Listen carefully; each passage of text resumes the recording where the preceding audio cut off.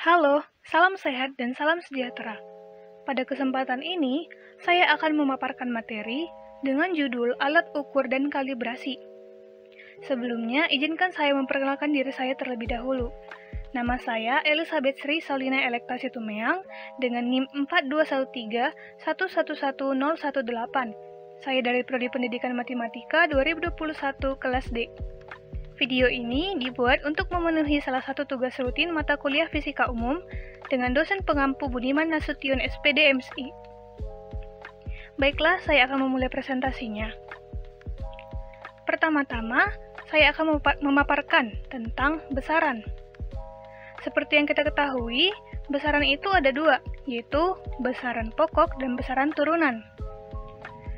Besaran pokok adalah besaran yang satuannya telah didefinisikan atau ditetapkan terlebih dahulu. Pada layar kita bisa lihat, saya sudah menyediakan tabel dengan nama besaran, satuan, dan lambang satuannya. Seperti panjang, satuannya adalah meter, dan lambang satuannya adalah M kecil. Untuk besaran massa, satuannya adalah kilogram, dan lambang satuannya adalah kg. Dan seterusnya dapat dilihat pada layar masing-masing. Kemudian, besaran turunan. Besaran turunan adalah besaran yang diperoleh dari hasil operasi matematis dari besaran pokok. Pada tabel juga bisa terlihat, ada luas dengan satuan meter kuadrat dan lambang satuannya adalah A besar.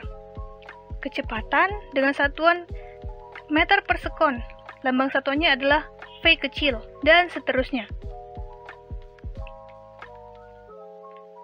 Kita masuk ke materi alat ukur. Di sini saya akan menjelaskan terlebih dahulu pengertian alat ukur. Alat ukur adalah alat yang tujuan penggunaannya itu untuk membantu kita dalam mengetahui nilai suatu besaran. Kemudian ada yang disebut dengan pengukuran, yaitu proses membandingkan suatu besaran dengan besaran lain yang sejenis dan dipakai sebagai satuan. Nah, macam-macam alat ukur. Alat ukur ini sebenarnya ada sangat banyak. Tetapi di sini saya memaparkan sebagiannya saja. Misalnya, untuk besaran massa, ada alat ukur yang bernama neraca Ohaus. Neraca Ohaus ini biasanya untuk mengukur benda jenis logam. Kemudian untuk besaran panjang, ada mistar, rollmeter, jangka sorong, mikrometer skrup. Kemudian untuk besaran waktu, ada stopwatch. Stopwatch ini biasa digunakan untuk mencatat waktu. Untuk besaran suhu, ada termometer. Termometer yang biasa kita lihat itu adalah termometer air raksa, yaitu yang biasa kita gunakan untuk mengukur suhu tubuh kita. Kemudian ada pirometer, yaitu sensor suhu penginderaan jauh. Pyrometer ini biasanya digunakan untuk mengukur suhu yang tinggi. Biasanya digunakan dalam industri. Untuk besaran tekanan, ada barometer. Barometer ini disebut juga sebagai peramal cuaca, di mana saat tekanan tinggi, maka disebut cuaca tersebut sedang bersahabat. Kalau tekanannya rendah, kemungkinan terjadi badai. Nah, ada lagi nih, besaran kecepatan. Besaran kecepatan itu dapat diukur lewat speedometer. Speedometer ini adalah alat pengukur kelajuan untuk kendaraan darat. Ini biasa kita lihat pada kendaraan sepeda motor atau mobil dan lain-lain.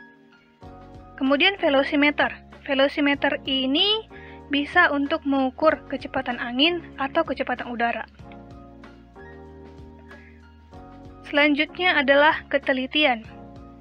Ketelitian atau akurasi adalah harga terdekat dengan suatu pembacaan instrumen mendekati harga sebenarnya dari variabel yang diukur.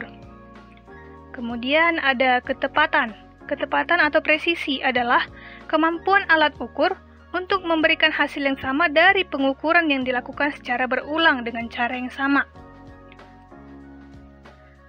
Sensitivitas atau sensitivity adalah tingkat kepekaan alat ukur terhadap perubahan besaran yang akan diukur.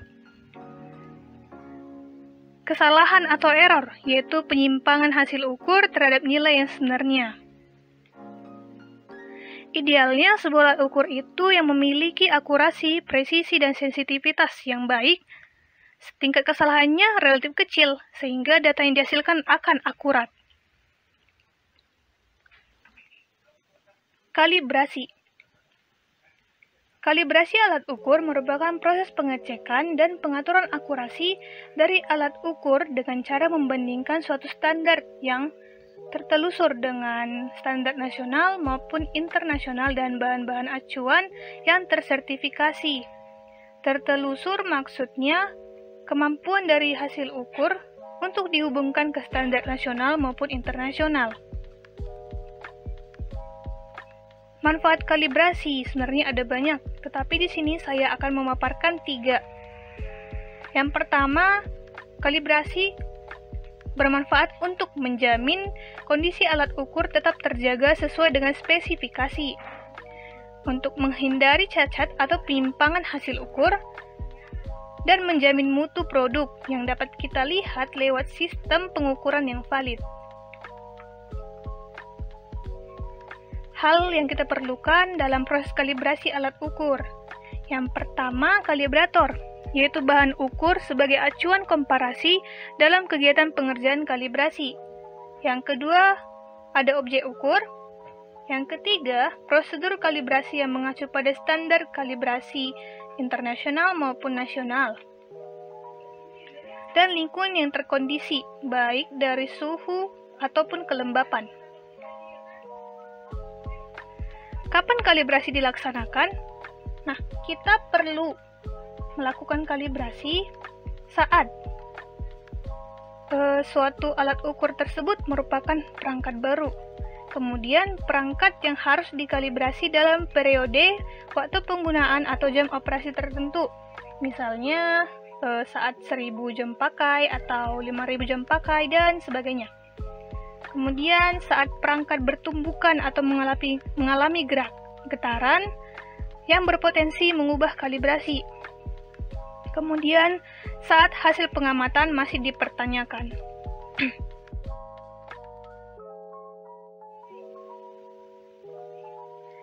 Hasil kalibrasi. Saat melakukan kalibrasi, kita akan memperoleh hasil berupa nilai objek ukur, nilai koreksi atau penyimpangan, nilai ketidakpastian pengukuran berupa besaran kesalahan yang mungkin terjadi dalam kegiatan pengukuran, dan sifat metrologi lainnya seperti kurva kalibrasi dan faktor kalibrasi. Baiklah, demikian presentasi yang dapat saya paparkan. Untuk lebih kurangnya, saya mohon maaf. Semoga bermanfaat dan tetap sehat. Salam sejahtera untuk kita. Terima kasih.